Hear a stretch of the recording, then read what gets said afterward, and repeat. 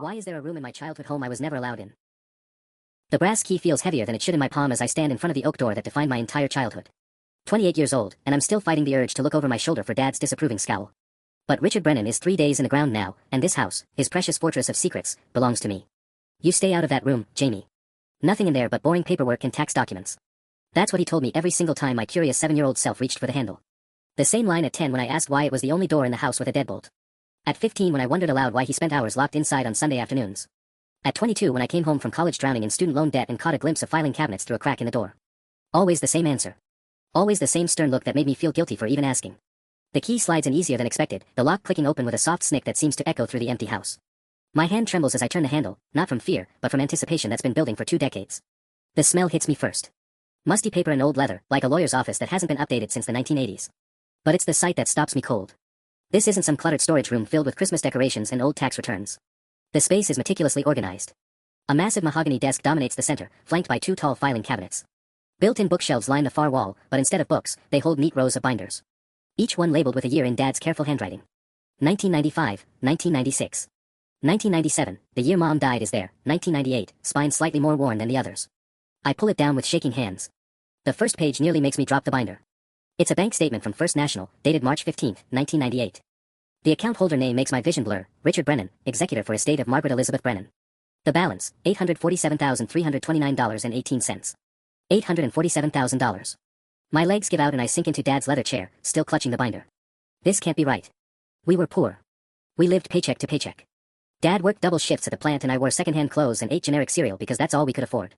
When I got into Northwestern, he sat me down at our scratched kitchen table and explained with tears in his eyes that he couldn't help with college costs, that Mom's medical bills had wiped out everything. I flipped the page. Another statement, dated 3 months later. Balance, $851,103.27.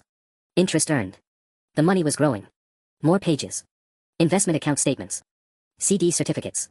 A life insurance payout receipt for $500,000 made out to Margaret Brennan, beneficiary, minor child James Brennan, held in trust. In trust. For me. I reach for the next binder with mechanical precision, my hands no longer shaking. Now I'm steady. Focused. Because I'm starting to understand what I'm looking at, and the fury building in my chest is crystallizing into something sharp and purposeful. 23 years of lies. 23 years of struggling, of watching Dad play the martyred single father while he sat on nearly $1 million that belonged to me. But now I know. And in 4 days, at his memorial service, so will everyone else. The 1999 binder tells an even uglier story. January 3rd, a withdrawal of $15,000 labeled, home improvements, kitchen renovation. I remember that month vividly. I was 11, eating cereal for dinner again because Dad said money was tight after Christmas. The kitchen renovation he documented so carefully. It never happened. We kept the same avocado green appliances from the 70s until the day I moved out for college. March 22nd, another withdrawal. $8,500 for vehicle maintenance, new truck. The same week he told me we couldn't afford to fix the heat in my bedroom, so I slept under 3 blankets through the rest of that brutal winter. But somehow he managed to buy himself a brand new Ford F-150 that he claimed was used and a steal from a guy at work. I'm methodically working through each binder now, cross-referencing dates with my memories. It's like watching a masterclass in deception unfold. Every financial hardship he claimed, every sacrifice he said he was making for us, every guilt trip about money, all of it was theater. Performance art designed to keep me from asking questions while he systematically drained what should have been my future. The 2005 binder nearly makes me sick. I was 17 that year, working 30 hours a week at Mickey's Burger Barn to save for college application fees. I remember coming home exhausted, grease still in my hair, to find Dad watching his new 55-inch plasma TV. Won it in a raffle at work, he'd said with a straight face. The receipt is right here, $3,200 at Best Buy, paid in cash. Same day I asked him for help with my SAT prep course and he told me we couldn't spare the $200. But it's the insurance documents in the 2010 binder that break something inside me. Northwestern University, tuition payment plan inquiry. The letterhead is embossed, official.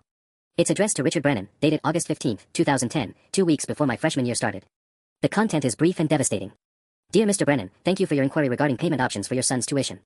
As discussed, Northwestern offers several family payment plans that could eliminate the need for student loans. Given the assets you've indicated, James would qualify for our family trust payment option, which could cover his full 4-year education with no debt burden.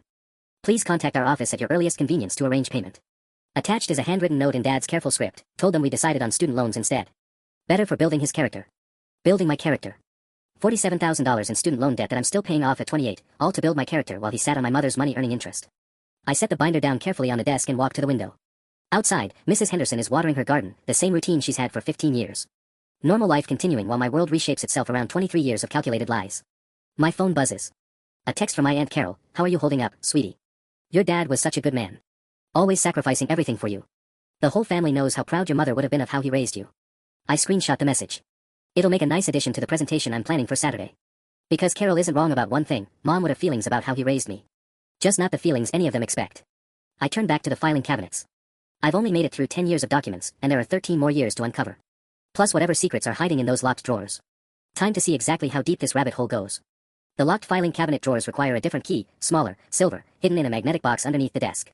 Dad always was paranoid about someone finding his secrets. Too bad he never imagined I'd inherit them all. The top drawer slides open to reveal something that makes my stomach drop: legal documents. Real ones, with official seals and notarized signatures. The first folder is labeled Custody Modification, 1999, in Dad's meticulous handwriting. Inside are court papers I never knew existed. Apparently, Mom's sister Susan, my Aunt Susan who moved to Oregon and lost touch with us, had filed for custody of me 18 months after Mom died.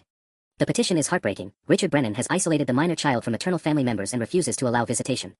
Petitioner has reason to believe the child's inheritance is not being properly managed for his benefit. She knew. Somehow, Aunt Susan knew what Dad was doing. The response from Dad's lawyer is a masterpiece of manipulation. Mr. Brennan is a devoted single father who has sacrificed his own needs to provide stability for his son during this difficult time. The petitioner's attempts to disrupt the child's healing process appear motivated by financial interest rather than the minor's well-being. Financial interest. He accused her of being greedy while he was stealing everything meant for me. The final document in the folder is a withdrawal notice dated March 15, 1999. Susan dropped the custody petition. But paperclip to it is something that makes my blood freeze: a copy of a cashier's check made out to Susan Whitmore for $25,000, with final settlement written in the memo line. He bought her off. Dad actually paid my aunt $25,000 of my mother's money to abandon me. My hands are shaking again as I flip to the next folder: family correspondence, restricted. Inside are photocopies of letters, dozens of them, all addressed to me. Birthday cards from Aunt Susan. Christmas presents from my maternal grandparents who supposedly didn't approve of Dad. School graduation cards from Mom's entire side of the family, people Dad told me had written us off after the funeral. Every single letter is dated but never delivered. Return address is neatly crossed out in black marker. There's a Christmas card from 2008 that breaks my heart. It's from my maternal grandfather: "Dear Jamie, your grandmother and I think about you every day. We know college must be expensive, and we want to help with whatever you need. Your mother made us promise to take care of you, and we intend to keep that promise. We've set aside money for your education if you need it. Please call us." Below it, in Dad's handwriting, "Return to sender, moved, no forwarding address." They had money for my education. My own grandparents were trying to help me, and Dad sent every letter back unopened. I graduated college believing I had no family except him, while an entire network of people who loved me were being systematically cut out of my life. The next folder contains something even worse: medical records, MEB. Mom's initials. Inside are her actual medical files, not the sanitized version of events Dad always told me. According to these records, Mom didn't die from complications after a long illness like he claimed. She had a treatable condition, thyroid cancer with an excellent prognosis. But the treatment timeline shows months-long gaps in her care, appointments marked as canceled or patient no-show. A letter from her oncologist dated 2 weeks before she died makes everything clear: "Mrs. Brennan, I'm deeply concerned about your missed appointments. The treatments we discussed are highly effective, but only if administered consistently. Please contact our office immediately to reschedule. Your prognosis remains very good with proper care." Dad let my mother die. He had the insurance, he had the money for her treatments, and he let her die anyway. And now I know why. The life insurance payout was $500,000, but only if she died before the divorce papers she'd apparently filed were finalized. The divorce papers are at the bottom of the folder, and they're like a knife to whatever was left of my heart. Petition for dissolution of marriage, filed by Margaret Elizabeth Brennan on October 3, 1997. 4 months before she died. 4 months before Dad became the grieving widower who earned everyone's sympathy in my college fund. Mom's handwriting fills the margins of her lawyer's notes. Richard has become controlling and financially abusive. He monitors all my spending and has threatened to take Jamie away if I leave. I've discovered he's been hiding money from me, including my inheritance from my parents. I fear for my son's future if I don't act. She knew. My mother knew exactly what kind of man she'd married, and she was trying to protect me. The custody arrangement she requested would have given her primary custody and required Dad to put my inheritance into an actual trust he couldn't touch. She never got the chance to save me. Clipped to the petition is a receipt that makes my vision blur with rage. Dad paid her lawyer $15,000 to withdraw from the case. Dr. Patricia Hernandez, attorney at law. The payment was made November 18, 1997, the same week Mom suddenly decided to work things out with Dad. He bought off her lawyer. Left her defenseless and legally isolated while her cancer spread. My phone rings, startling me out of the toxic spiral of documents. It's my cousin Mike, Dad's nephew. "Jamie, hey man. Just wanted to check on you before Saturday. I know the memorial service is gonna be tough. Your dad was really something special, you know. The way he raised you all by himself, never complained, never asked for help from anybody. He was like a saint." I stare at the divorce papers in my hand while Mike continues praising Dad's martyrdom. "Yeah, I manage. He really was something special. The whole family's gonna be there Saturday. Uncle Richard touched so many lives. Oh, and bring those student loan documents if you want. My buddy Dave works in loan forgiveness, might be able to help you out. I know your dad felt terrible about not being able to help you with college. Actually, Mike, I think I've got the college situation figured out." "Really? That's awesome, man. Inheritance from the house. Something like that." After I hang up, I sit in Dad's chair, my chair now, and look around the room that contains the wreckage of my entire childhood. 23 years of carefully constructed lies. A mother who tried to save me and died for it. An extended family who loved me but never got the chance to show it. A future stolen before I was old enough to understand what I was losing. But there's something else in this room now, power. Evidence. Documentation of every lie, every theft, every manipulation. Dad was meticulous in his cruelty, and that meticulousness is going to be his downfall. I pull out my phone and start photographing everything. Every bank statement, every forged document, every returned letter from family members who thought I'd abandoned them. Each photo is another nail in the coffin of Richard Brennan's saintly reputation. Saturday's memorial service is going to be very different than what Mike and the rest of them are expecting. They're planning to celebrate a devoted single father who sacrificed everything for his child. Instead, they're going to meet the real Richard Brennan, the man who let his wife die for money, stole his son's inheritance, and spent 23 years playing victim while hoarding nearly $1 million. I've got 3 days to organize the presentation of a lifetime. Time to give Dad the memorial he actually deserves. The next folder in the filing cabinet changes everything I thought I knew about the scope of Dad's deception. Social Security Administration, Survivor Benefits is written across the tab in his careful block letters. Inside, I find a thick stack of correspondence dating back to 1998. I'm staring at documentation for survivor benefits I never received. According to these letters, I was entitled to $1,247 per month from Social Security until I turned 18. That's nearly $300,000 over 16 years. Money that was legally mine, automatically deposited into an account under Dad's control as my guardian. The bank statements show every deposit, right on schedule, month after month. But there's also a separate folder labeled SSA Correspondence, Jamie's Inquiries, that makes my stomach turn. Inside are photocopies of letters I apparently wrote to Social Security when I turned 18, asking about survivor benefits. I don't remember writing them, but there's my signature on inquiry forms, my handwriting asking why I never received anything after Mom died. The responses from Social Security are all identical. Dear Mr. Brennan, our records show that survivor benefits for minor child James Patrick Brennan were paid in full from March 1998 through September 2016, totaling $297,843. All payments were made to the designated guardian account as required by law. Attached to each official response is a handwritten letter from Dad to me, but in different handwriting. My 18-year-old handwriting, traced and copied, Dear Dad, I heard back from Social Security and they said Mom didn't qualify for survivor benefits because of her employment status. Thanks for checking into it for me anyway. Love, Jamie. He forged responses from me to myself. Created an entire fictional correspondence to explain why I never got money that was being deposited into his account every month for 18 years. But it's the next discovery that makes me physically sick. Hidden behind the Social Security folder is a manila envelope marked Northwestern University, confidential. Inside are acceptance letters. Not just my acceptance to Northwestern, but acceptance letters to Harvard, Yale, MIT, and Stanford that I never saw. I got into Harvard. Full scholarship, according to the letter dated March 15, 2010. The Whitmore Memorial Scholarship for Children of Cancer Victims. Apparently my maternal grandparents had established it and specifically requested I be considered. Dear James, we are delighted to inform you that you have been selected as this year's recipient of the Whitmore Memorial Scholarship. This full 4-year scholarship covers tuition, room, board, and expenses, valued at $240,000. Your essay about overcoming adversity in honor of your mother's memory was particularly moving. My grandparents created a scholarship for me. They never forgot about me, never stopped trying to help, even when Dad convinced me they'd abandoned us. Every acceptance letter tells the same story. Full rides to the best schools in the country, all traced back to my mother's family finding ways to help me that Dad couldn't intercept directly. Academic scholarships, memorial funds, family foundation grants, they built an entire network of support for my future. Dad rejected every single one. In their place are letters to admissions offices that make my vision blur with rage. Thank you for your generous offer, but James has decided to attend Northwestern University and take on the challenge of financing his own education. We believe this will build character and help him appreciate the value of hard work. Character building. While he collected my Social Security checks and turned down full rides to Harvard. But the cruelest document is at the bottom of the pile, a handwritten letter from my maternal grandmother, dated August 2010, addressed directly to me at Northwestern. My dearest Jamie, your grandfather and I are so proud that you're starting college, though we wish you had taken the Harvard scholarship we helped arrange. We know your father said you wanted the full college experience, of paying your own way, but please know that our offer to help still stands. We've enclosed a check for your first semester expenses. We love you more than you'll ever know, and we think about your beautiful mother every day. She would be so proud of the man you're becoming. Love, Grandma Eleanor. Paperclip to the letter is a return check for $15,000, stamped, return to sender, addressee unknown. They sent me money for college. My grandmother, who I believed had written me off, sent me $15,000 that I never received. Dad returned it and let me work double shifts at a campus pizza place to make rent. I'm starting to understand that Dad's cruelty wasn't just about the money, it was about control. He wanted me isolated, dependent, believing that he was all I had in the world. Every connection to my mother's memory, every relationship with her family, every opportunity for independence had to be severed so that his version of reality was the only one I knew. My phone buzzes with a text from Aunt Carol. By the way, we're all chipping in for flowers for Saturday. Your dad always loved white roses. He had such simple, humble tastes. White roses. Mom was allergic to white roses, broke out in hives whenever she was near them. Dad knew that. I remember her mentioning it every spring when the neighbor's rose bushes bloomed. Even the memorial service flowers are chosen to erase her memory. I text back, actually, let's do yellow carnations instead. Those were Mom's favorites. 3 dots appear, then disappear, then appear again. Finally, oh, I didn't realize you remembered her preferences. How sweet. Yellow carnations it is.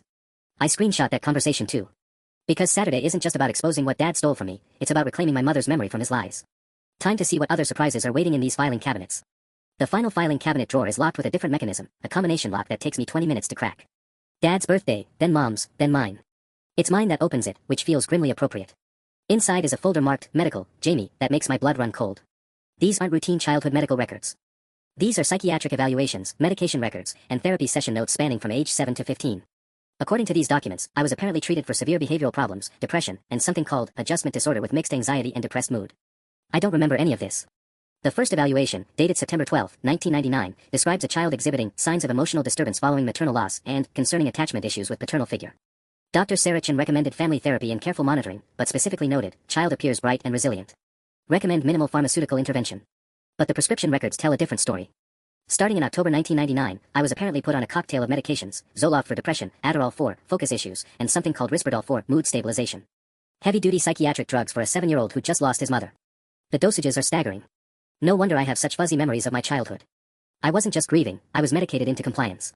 Session notes from Dr. Martinez, dated throughout 2003, are even more disturbing. Jamie continues to express confusion about family financial situation. Reports father saying they cannot afford basic necessities, but has observed expensive purchases. Recommend exploring these discrepancies with father present. The next session note, 2 weeks later, father reports Jamie has been making up stories about money and has cancelled remaining sessions. Referred to Dr. Kellerman for medication adjustment.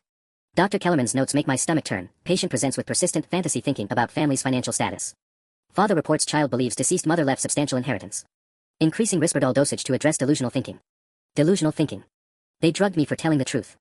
But it's the final document that breaks something fundamental inside me, a letter from my elementary school guidance counselor, Mrs. Patterson, dated May 2001.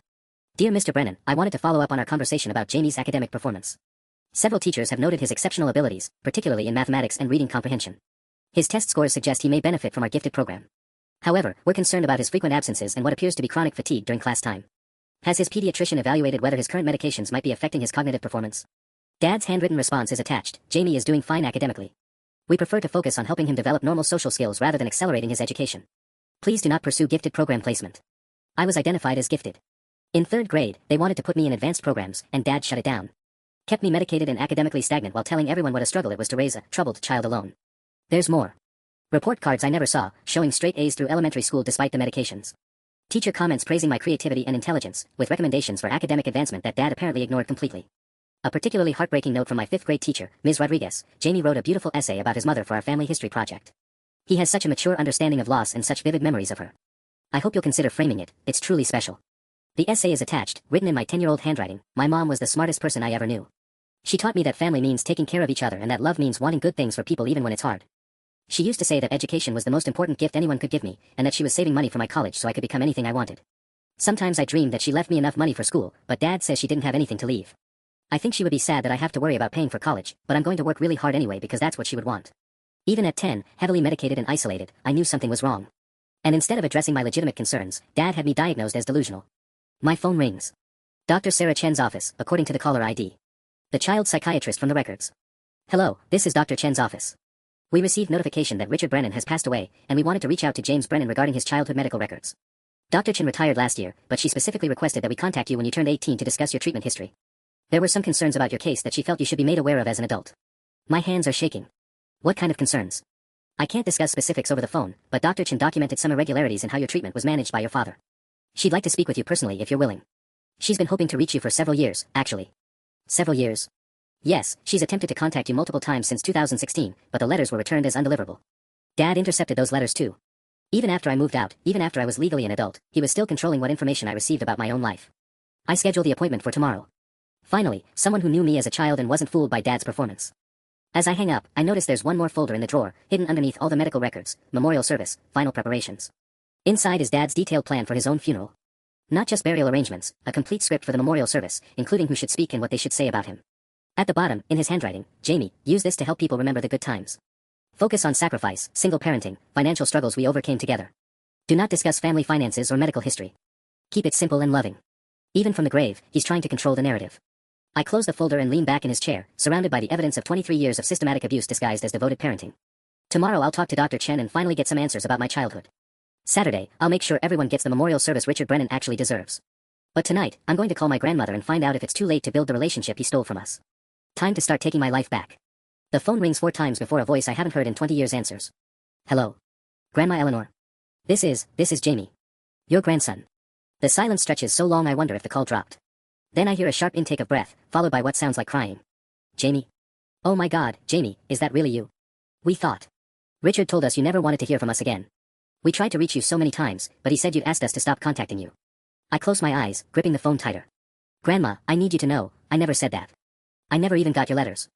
I found them tonight, all of them, hidden in Dad's filing cabinet. The birthday cards, the Christmas presents, the money you sent for college. I never saw any of it. The sobbing on the other end gets louder, and I hear my grandfather's voice in the background asking what's wrong. Harold, it's Jamie, she manages. Our Jamie called us. Grandma, can I ask you something? Did Mom really not leave me any inheritance? Dad always said the medical bills wiped out everything. Oh honey, no. Margaret had over $800,000 when she died, life insurance, her trust fund from us, her savings account. It was all supposed to go to you for college and your future. Richard was only supposed to manage it until you turned 18. My throat tightens. What about the divorce? Did you know Mom was trying to leave him? Another pause. She called me 3 weeks before she died.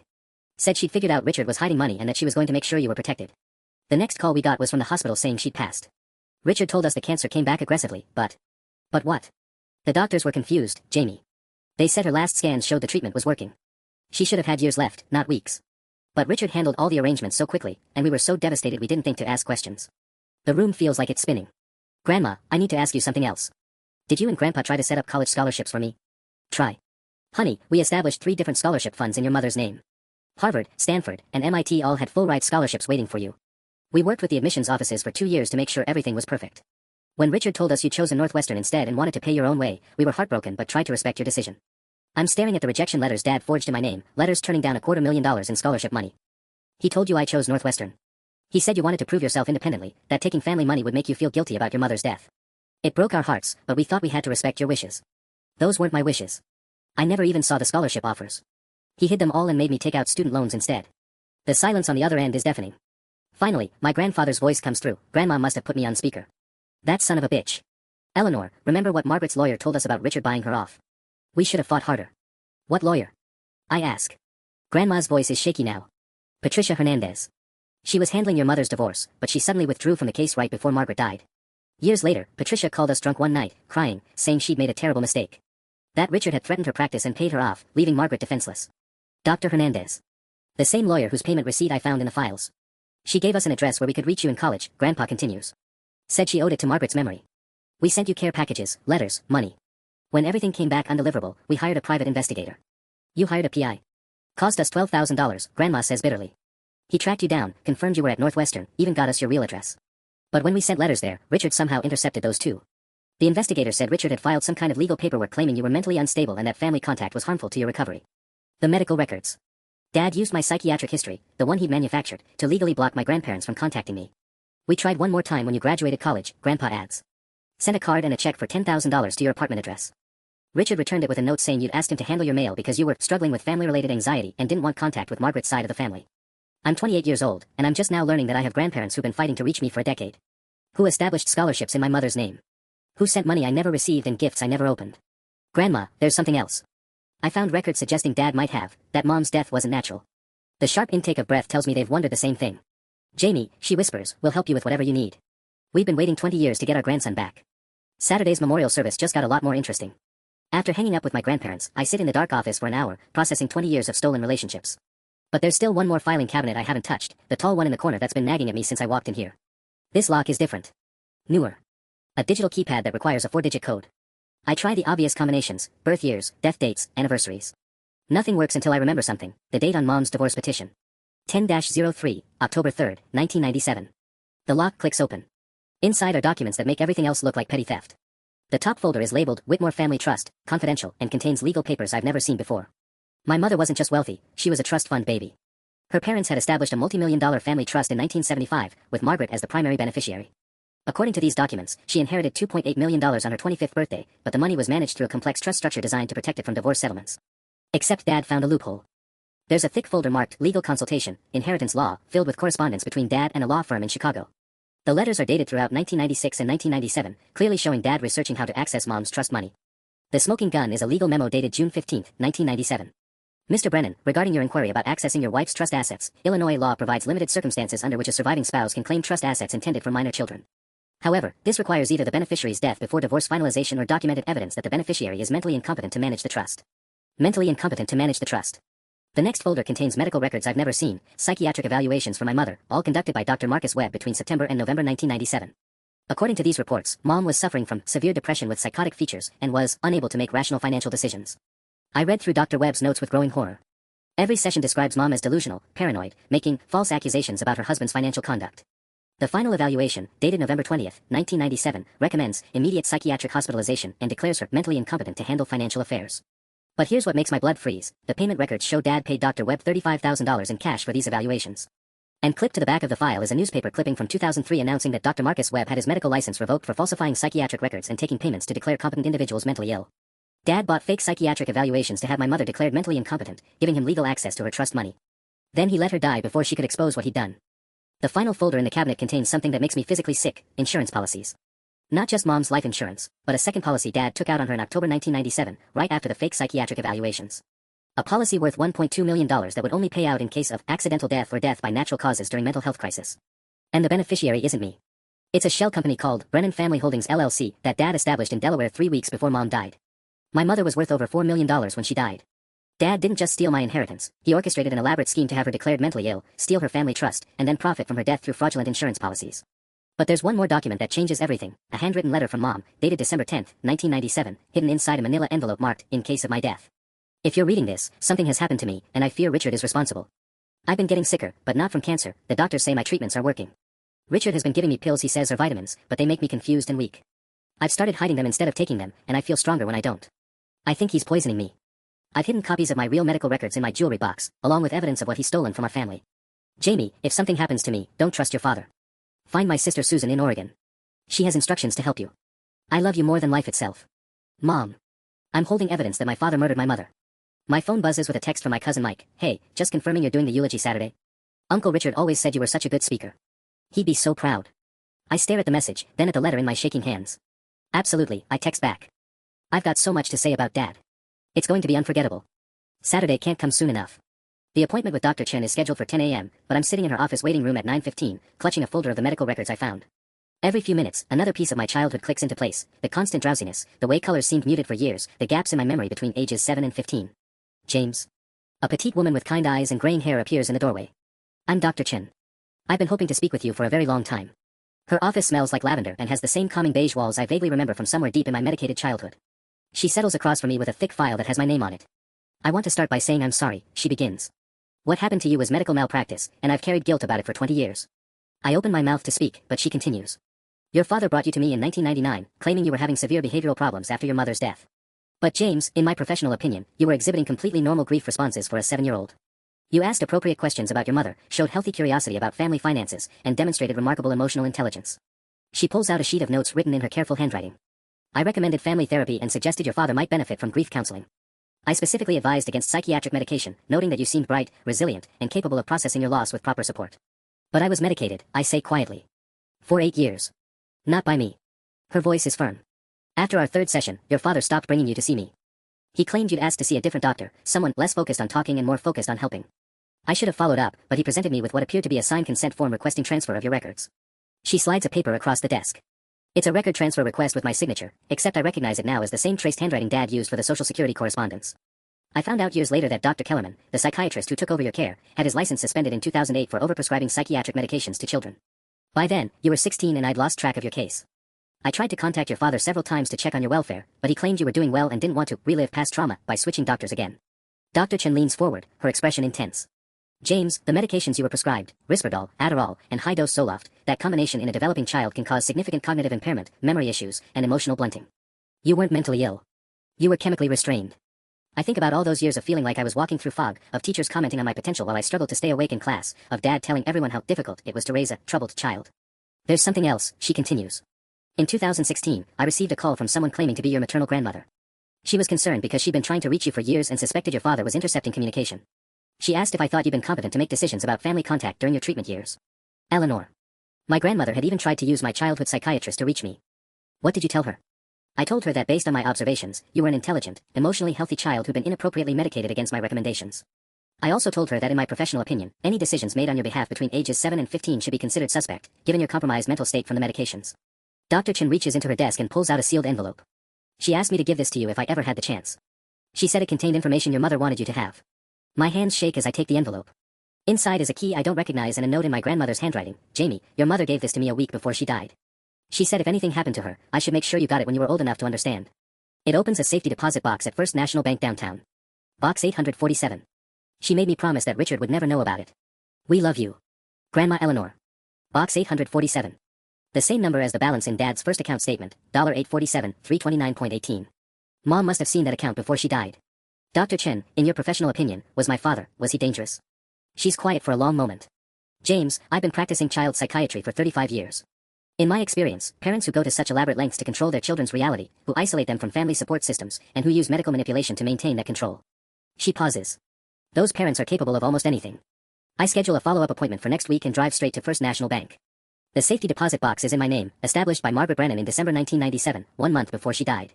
Inside the small metal box is everything that will destroy Dad's reputation forever. The original handwritten will Mom made before Dad had her declared incompetent, naming me as sole beneficiary of her entire estate. Copies of her real medical records showing the cancer treatments were working. Bank statements proving Dad had been stealing from her accounts months before she died. And a USB drive labeled Richard's Confession. The USB contains a single video file, dated December 15, 1997. When I play it, my mother's face appears on screen. She looks weak but determined, and she's clearly recording this in secret. If you're watching this, Jamie, it means I didn't survive what Richard is doing to me. I've been getting sicker, but not from cancer. I found the pills he's been crushing into my food, they're not vitamins. They're the same psychiatric medications he tried to give you. I think he's poisoning both of us to make us seem mentally ill so he can access my trust money legally. My mother's voice, telling me the truth Dad spent 23 years hiding. Tomorrow's memorial service just became a murder trial. The video continues playing on my laptop screen in the bank's private viewing room, and my mother's face fills the frame, gaunt but fierce, speaking directly to me across 26 years. Jamie, I need you to understand what your father is capable of. 3 days ago, I caught him in my jewelry box, looking for the key to this safety deposit box. When I confronted him, he told me I was becoming paranoid and delusional, just like before. But Jamie, there was no before. I've never had mental health problems. He's creating a medical history that doesn't exist. She holds up a small glass vial filled with white powder. This is what he's been putting in my evening tea for the past 2 months. I had it tested. It's crushed Haldol, an antipsychotic that mimics symptoms of mental illness in healthy people. The confusion, the memory problems, the tremors I've been having, it's all from this. My mother sets the vial down and looks directly into the camera. I've been pretending to take it while hiding the real pills. The clearer my mind gets, the more I remember. Richard didn't marry me for love, Jamie. He married me because he knew about my family's money. I found his research notes about trust law in his office. He's been planning this for years. She reaches off camera and produces a manila folder. These are the real psychiatric evaluations Dr. Webb did on me. Not the fake ones Richard is using in court, but the actual sessions where I told Dr. Webb everything, about Richard's financial abuse, about the poisoning, about his threats to take you away if I tried to leave him. Mom opens the folder and shows pages to the camera. Dr. Webb told me he couldn't help me because Richard was paying him too much to write false reports. But he felt guilty enough to give me copies of what he should have reported, that I'm completely mentally competent and that Richard Brennan is a dangerous sociopath. The timestamp shows this video was recorded at 2:47 a.m. on December 15, 1997. Mom died on January 8, 1998. This was filmed 3 weeks before her death. Jamie, if something happens to me, you need to know that Dr. Martinez at Northwestern Memorial has copies of my Real medical files. Richard doesn't know about them. The cancer treatments are working, I should have years left. If I die suddenly, it's because Richard has escalated beyond poisoning. She moves closer to the camera, her voice urgent. I've transferred $2 million into an account Richard can't access. The routing information is in this safety deposit box. It's yours, baby. For college, for your future, for getting away from him when you're old enough. Don't let him convince you that we were poor. Don't let him make you believe his lies about my family abandoning us. Mom's voice breaks slightly. I'm going to try to leave him one more time. I've hired a new lawyer, Sandra Kim at Morrison & Associates. She specializes in financial abuse cases and she's not afraid of Richard. If this video is the last thing I leave you, then Sandra can help you understand your legal options. The video cuts to black, then resumes with Mom looking more tired but resolute. One more thing, Jamie. Your father has been opening my mail for months, including letters from my family. They haven't abandoned us, he's been hiding their attempts to stay in touch. Your Aunt Susan has been trying to visit you. Your grandparents send birthday cards every year. Richard returns everything unopened. She holds up a stack of returned letters, all with addressee unknown stamped across them. After I'm gone, he'll probably tell you they don't want anything to do with us. It's not true. Find them, baby. They love you. The video ends with my mother saying 4 words that echo in the empty viewing room, make him pay, Jamie. I sit in the silence, staring at the blank screen. Sandra Kim at Morrison & Associates. Dr. Martinez at Northwestern Memorial. Names and evidence Dad never knew existed. Tomorrow is Friday. Saturday is the memorial service where I plan to expose Dad's financial crimes in front of the family. But I'm no longer planning to just destroy his reputation. I'm planning to have him posthumously charged with murder. Time to make some phone calls. Sandra Kim's law office is in a gleaming downtown high-rise, and when I call from the bank's parking lot, her secretary puts me through immediately. James Brennan, she says before I can introduce myself. I've been waiting 26 years for this call. Her voice is crisp, professional, but there's an underlying current of satisfaction that makes me sit up straighter. You remember my mother? Margaret was one of the bravest clients I ever represented. And one of the cases that still keeps me up at night. When she died so suddenly, right after we'd filed new divorce papers. Sandra pauses. Let's just say I've always had questions about the timing. I have answers, I tell her. And evidence. Can you meet today? 2 hours later, I'm sitting across from Sandra Kim in her corner office, watching her face grow darker as she reviews Mom's hidden video and the documents from the safety deposit box.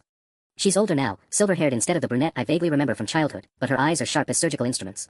Your mother came to me in November 1997, Sandra begins, pulling out a thick file labeled Brennan, Margaret, Confidential. She discovered that her first lawyer, Patricia Hernandez, had been compromised. Richard had threatened Patricia's other clients and paid her substantial money to withdraw from the case, leaving your mother legally vulnerable during her cancer treatment. She slides a document across the desk. This is the divorce petition we filed together on December 20th, 1997. Much more comprehensive than her first attempt. We documented Richard's financial abuse, the forged psychiatric evaluations, and we had a court order freezing all marital assets pending investigation.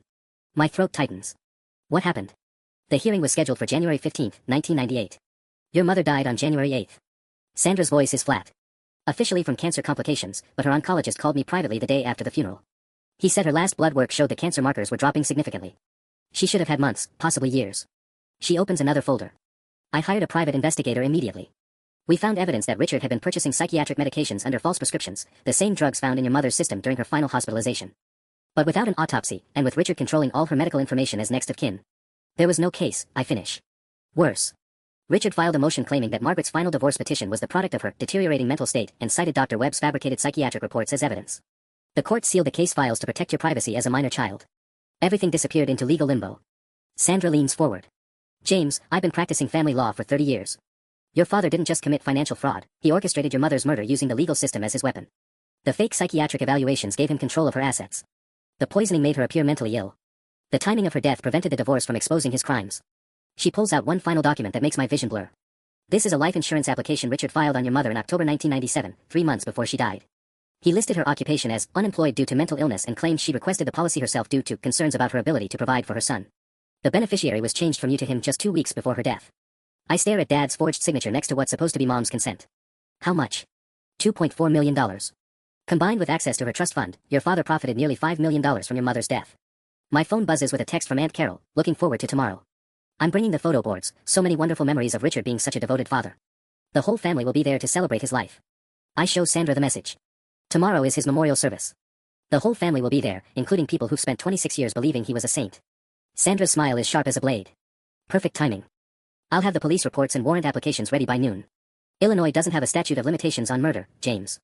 Your father may be dead, but his estate can still be prosecuted for financial crimes, and his co-conspirators, like Dr. Webb and Patricia Hernandez, can still face justice. What about the memorial service? That's up to you. But if I were in your position, I'd want everyone who praised Richard Brennan's character to understand exactly who they were mourning. I think about the prepared eulogy Dad left for me, the script designed to cement his reputation as a loving single father. Then I think about Mom's final words on that video, make him pay, Jamie. Sandra, how quickly can you get Dr. Martinez from Northwestern Memorial on the phone? I think it's time the truth came out. Tomorrow's memorial service is going to be very different than anyone expects.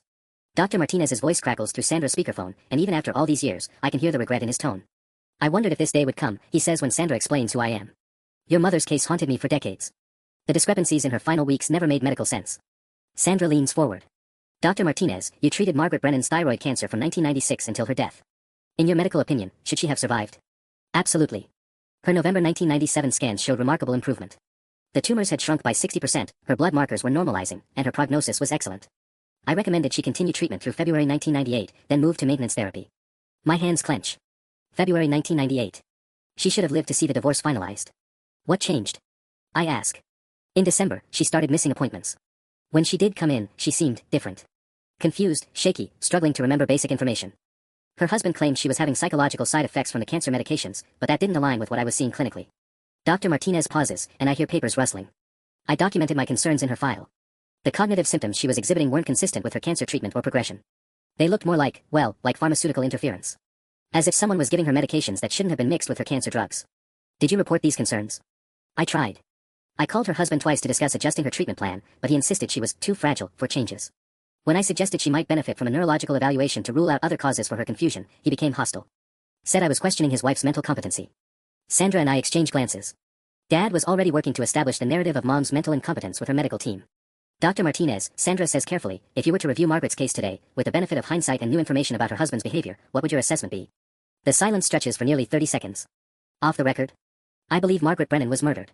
Her final blood work, which I still have copies of, showed traces of psychiatric medications that were never prescribed by my practice. Someone was giving her drugs that interfered with her cancer treatment and made her appear mentally unstable. My vision blurs. You still have her blood work? I kept copies of everything after she died. Something felt wrong, and I wanted documentation in case questions were ever raised. The hospital's original files were sealed after her husband threatened legal action, but my personal research copies. He trails off. Let's just say they've been waiting in my private files for someone to ask the right questions. Sandra's eyes light up. Dar. Martinez, would you be willing to provide those records to support a criminal investigation? I've been waiting 26 years for someone to ask. After we hang up, Sandra begins pulling together what she calls a posthumous prosecution package, evidence that will allow the state to investigate Dad's crimes even though he's dead, and potentially recover stolen assets for me. The memorial service is tomorrow at 2 p.m., I tell her. My entire extended family will be there, plus family friends, people from his work, neighbors. Everyone who spent decades believing Richard Brennan was a saint. James, I have to ask, what are you planning to do with this information? I think about the eulogy Dad wrote for me, sitting in my car outside. The script where I'm supposed to praise his sacrifices and his devotion to my well-being. I think about Aunt Carol's photo board celebrating his single parenting. I think about Cousin Mike telling everyone how Dad felt terrible about not being able to help with college. I'm going to tell the truth, I say simply. All of it. In front of everyone who ever praised him for being such a devoted father. Sandra nods slowly. The police will want to interview you Monday morning. This evidence package could reopen your mother's death investigation as a homicide case. Good. But first, I have a memorial service to attend. As I drive home, my phone rings. It's Eleanor. Jamie, honey, your grandfather and I have been talking. We want to come to the service tomorrow. To support you, and to finally say goodbye to Margaret properly. Would that be all right? 26 years too late, but exactly on time. Grandma, I say, I think Mom would really like that. The memorial service is in 18 hours, and I'm sitting in what used to be Dad's office, now surrounded by 26 years of evidence that he was a murderer. My laptop screen shows the final frame of Mom's video, her face frozen in determination as she says, "Make him pay, Jamie." But there's one more folder I haven't opened yet, tucked behind all the others in the deepest drawer. It's labeled simply, Contingency Plans, in Dad's meticulous handwriting. Inside are documents that make my blood turn to ice water. The first page is a psychiatric evaluation report dated March 2019, just 6 months ago. It's about me. According to this fabricated document, I've been showing signs of increasing paranoia and delusional thinking about family finances, and may require intervention if symptoms escalate. The evaluating psychiatrist is listed as Dr. Patricia Vance, and her recommendations are chilling. Subject appears to be developing the same mental health issues that affected his mother. Recommend immediate psychiatric hold if he begins making accusations against deceased father or claims of hidden assets. Dad was setting up the same play he used on Mom. Even while dying of cancer, he was laying groundwork to have me declared mentally incompetent if I ever discovered the truth. But it gets worse. The next document is a power of attorney form, pre-signed and notarized, giving my cousin Mike emergency medical decision-making authority over me in case of psychiatric emergency. Mike, who thinks Dad was a saint. Mike, who would absolutely believe I'd had a mental breakdown if someone in authority told him so. There's even a prepared script for Mike to follow. Jamie's been under tremendous stress since Richard's diagnosis. He's been obsessing over imaginary family money and making wild accusations. The grief has clearly triggered the same mental health issues that Margaret struggled with before her death. My phone buzzes with a text from Mike. "Hey man, been thinking about you a lot today. I know tomorrow's gonna be rough. If you need anything, and I mean anything, just call me. Family takes care of family, right?" I stare at the message, then at the power of attorney document with Mike's forged signature. Even now, 12 hours after Dad's death, his contingency plans are still in motion. The final folder contains something that stops my heart entirely, a recent real estate assessment of this house. $350,000, with a note in Dad's handwriting, market value sufficient to cover psychiatric care costs for Jay, if intervention becomes necessary. Sell immediately upon commitment. He was planning to have me institutionalized and sell my childhood home to pay for it. The same house that should have been mine outright, bought with my mother's money. But there's one document in this folder that Dad couldn't have planned for, an email printout dated 3 days before his death, sent to Dr. Patricia Vance. "Patricia, James is asking more questions about Margaret's finances. May need to accelerate timeline for psychiatric intervention. Have you prepared the commitment papers we discussed? Time is running short." Dr. Vance's response, sent the day before Dad died, "Richard, everything is ready. The moment James shows any signs of discovering Margaret's supposed hidden money, we can have him committed for a 72-hour psychiatric hold. Once he's in the system, extending it to permanent guardianship should be straightforward. Your son will be well cared for, and his inheritance will be properly managed. They were going to lock me up in a psychiatric facility and steal everything, just like Dad did to Mom." My phone rings. Unknown number. Is this James Brennan? A woman's voice, professional but nervous. Who's asking? This is Dr. Patricia Vance. I believe you may have found some documents that reference our professional relationship with your father. My grip tightens on the phone. Professional relationship? You mean the conspiracy to have me declared insane? Silence. Then, Mr. Brennan, I think there may be some misunderstanding about your father's concerns for your mental health. Perhaps we could meet and discuss. Dr. Vance, I interrupt. I have emails where you and my father planned to have me committed so you could steal my inheritance. The same inheritance he stole from my mother after having her declared mentally incompetent with fake psychiatric reports. That's exactly the kind of paranoid thinking your father was worried about. I almost laugh. She's still trying to run the same playbook, even with Dad dead. I also have my mother's video testimony, bank records showing Dad stole $4 million, and medical evidence that he poisoned her. Tomorrow at the memorial service, everyone's going to learn the truth about St. Richard Brennan. Mr. Brennan, if you're planning to make these accusations publicly, I'm afraid I'll have to contact your designated medical proxy about an emergency psychiatric evaluation. You mean my cousin Mike? The one whose signature you forged on power of attorney documents? The line goes quiet. When she speaks again, her voice is different. Scared. What do you want? Justice. For my mother. For me. For every lie you helped my father tell. I pause, looking at Mom's picture on the desk. See you tomorrow, Dr. Vance. Don't miss it. I hang up and immediately call Sandra Kim. Sandra, we have a problem.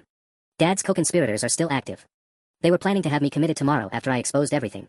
We're planning. Now they're just going to have to watch their world burn down in front of a room full of witnesses. Tomorrow's memorial service just became a whole lot more interesting. The morning of Dad's memorial service dawns gray and cold, matching my mood perfectly.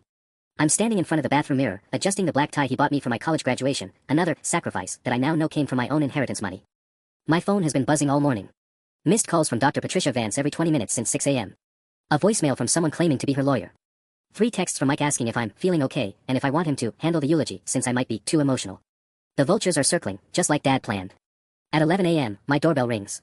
Through the peephole, I see 2 people I don't recognize, a middle-aged man in an expensive suit and a woman with a clipboard who screams, "Social Services Bureaucrat." I don't answer. Instead, I call Sandra Kim. They're here, I tell her. 2 people at my door, probably trying to serve commitment papers. Don't open it. Don't engage. I've already filed emergency injunctions against Dr. Vance and anyone acting on those forged power of attorney documents. They have no legal authority over you. The doorbell rings again, followed by knocking. Then a voice, "Mr. Brennan, we're here for a wellness check. Your cousin Michael Brennan requested that we evaluate your mental state following your father's death." Mike. Sweet, trusting Mike who thinks he's helping his grief-stricken cousin, not knowing he's been manipulated into Dad's final scheme. "James, we just want to talk," the woman calls through the door. "Your family is concerned about some statements you've been making about hidden money and conspiracy theories." Conspiracy theories. Even the language is straight from Dad's playbook. I text Mike, "Thanks for your concern, but I'm fine. See you at the service." His response comes immediately, "Dude, Dr. Vance called me this morning. She says you've been having some kind of breakdown, talking about Mom leaving millions of dollars. That's not like you, man. Maybe we should postpone the memorial until you're feeling better." Postpone the memorial. Of course. Give them time to get me committed and bury the evidence. Mike, I text back, "I have documentation for everything. Bank statements, legal documents, video evidence. Come to the service and you'll see. That's what I'm worried about. Jamie, please just let these doctors help you." The knocking at my door gets more insistent. Through the window, I can see a third car pulling up, a white van with "Crisis Mental Health Response" painted on the side. They're not playing around. I grab the folder of evidence, my laptop with Mom's video, and the key to the safety deposit box. If they want to commit me, they'll have to do it in front of 50 witnesses at Dad's memorial service. The back door leads to my neighbor's yard, where Mrs. Chen is hanging laundry. She's been watching the circus at my front door with undisguised curiosity. "Jamie, honey, what's going on? Those people have been pounding on your door for 20 minutes. Mrs. Chen, can I ask you a huge favor? Can you drive me to St. Matthew's Church? I'll explain everything later, but I really need to get there without using my car." She looks at the crisis response van, then at my desperate expression. "Get in my Honda. Now." As we pull out of her driveway, I watch the 3 official vehicles in my rearview mirror. The man in the expensive suit is on his phone, probably calling Dr. Vance to report that their target has escaped. "Mrs. Chen," I say as we drive toward the church, "in about an hour, you're going to hear some very surprising things about my father." She glances at me. "Honey, I've lived next door to Richard Brennan for 15 years. Very little about that man would surprise me." My phone buzzes with a text from an unknown number. "James, this is Dr. Vance. What you're planning to do today will only hurt your family and damage your mother's memory. Your father was protecting everyone from painful truths. Don't make this mistake." I screenshot the message and send it to Sandra. Evidence that they know exactly what I'm about to reveal. St. Matthew's Church parking lot is already filling up when we arrive. I see cars belonging to aunts and uncles I haven't spoken to in years, family friends, Dad's coworkers. All here to celebrate the life of St. Richard Brennan. Through the church windows, I can see Aunt Carol setting up her photo displays, 26 years of carefully curated memories showing Dad as the devoted single father. Pictures of him at my school events, my graduation, family holidays where he played the role perfectly. What none of those pictures show is the filing cabinet full of stolen documents, the forged signatures, the bank accounts full of my mother's money. My phone rings. It's Eleanor. "Jamie, your grandfather and I are here. We're sitting in the back, but sweetie, there are some people asking questions about you. Someone claiming to be a doctor, saying you might be having a mental health crisis. Dr. Vance is already here, working the crowd, setting up the narrative before I can speak. Grandma, whatever anyone tells you about my mental state, don't believe them. In 10 minutes, you're going to understand everything." I walk toward the church entrance, carrying 26 years of evidence and my mother's final message. The memorial service is about to start, but this won't be a celebration of Richard Brennan's life. This is going to be the trial he never faced. The church is packed. Every pew filled with people who spent decades believing Richard Brennan was a saint. Aunt Carol stands at the podium, tears in her eyes as she introduces the son who meant everything to Richard, Jamie, who's going to share some memories of his devoted father. I walk to the front carrying my laptop and the folder of evidence. Behind me, I can hear Dr. Vance whispering urgently to someone, probably trying to stop what's about to happen. "Thank you all for coming," I begin, looking out at 50 faces that expect to hear about Dad's sacrifices and love. "You're here to honor Richard Brennan's memory. To celebrate how he raised me alone after my mother's death. To remember his financial struggles and the sacrifices he made for my future. I pause, making eye contact with Mike, with Aunt Carol, with the co-workers who always praised Dad's character. But I'm not here to celebrate Richard Brennan. I'm here to expose him. Gasps ripple through the church. Aunt Carol reaches for the microphone, but I continue. 2 days ago, I found the room I was never allowed to enter. Inside were 26 years of bank statements, legal documents, and evidence that my father stole $4.2 million of my inheritance. Money my mother left for my education and future. I opened the laptop and project Mom's video onto the church wall. Her face appears, 26 years after her death, speaking directly to the people who claimed to love her memory. If you're watching this, Jamie, it means I didn't survive what Richard is doing to me. The church falls silent as my mother's voice fills the space, explaining how Dad poisoned her, forged psychiatric reports, and orchestrated her murder for money. When the video ends, I look at Aunt Carol's shocked face. You want to know about Dad's sacrifices? He sacrificed my mother's life. He sacrificed my relationship with your side of the family by intercepting every letter, every birthday card, every attempt you made to stay in touch. I pull out the Harvard acceptance letter. He sacrificed my education by rejecting full scholarships worth $250,000, then made me take out student loans while he sat on my college fund. Dr. Vance stands up from the back row, her face pale. This young man is clearly having a psychotic break. These are elaborate delusions. Dr. Vance, I interrupt, would you like me to read your emails with my father, where you plan to have me committed to steal the rest of my inheritance? She sits down immediately. I look at Mike, whose face shows complete devastation as he realizes how he's been manipulated. Mike, Dad forged your signature on power of attorney documents. He was using you as part of his plan to have me declared insane, just like he did to Mom. The church is dead silent now. 26 years of carefully constructed lies crumbling in real time. My grandparents are here today, I continue, gesturing to Eleanor and Harold in the back row. The grandparents Dad told me had abandoned us. They've been trying to reach me for decades. They established scholarship funds in my mother's name. They sent money for college that Dad returned unopened. I close the laptop and look at the photo displays showing Dad's fake perfect life. Richard Brennan was a murderer, a thief, and a master manipulator who spent 26 years stealing my mother's money while playing the martyred single father. The man you came here to honor never existed. Aunt Carol is crying now, but not from grief, from horror as she realizes the truth. The memorial service is over, I announce. But if anyone wants to stay and help me plan my mother's real memorial, the one she deserved 26 years ago, I'd welcome that. As people file out in stunned silence, Eleanor and Harold walk toward me, tears streaming down their faces. We're so sorry, Jamie, Eleanor whispers. We never stopped trying to reach you. I know, Grandma. Dad made sure I never knew. Dr. Vance tries to slip out quietly, but Sandra Kim is waiting by the door with 2 police officers. The investigation into Mom's murder officially begins today. Mike approaches, his face devastated. Jamie, I'm so sorry. I thought I was helping you. You were being used, just like everyone else. Outside, the crisis response van sits empty in the parking lot, no longer needed now that 50 witnesses have heard the truth. My phone buzzes with a text from Sandra, estate court hearing scheduled for Monday. Based on today's evidence presentation, you should recover everything your father stole, plus damages. $4.2 million. My mother's money, finally coming home. But more than that, I have my family back. My grandparents who never stopped loving me. My mother's true memory, no longer distorted by Dad's lies. Richard Brennan's memorial service is over. Tomorrow, I start planning Margaret Elizabeth Brennan's celebration of life, surrounded by people who actually loved her, in a room free of lies. The locked door is finally open, and the truth has set us all free.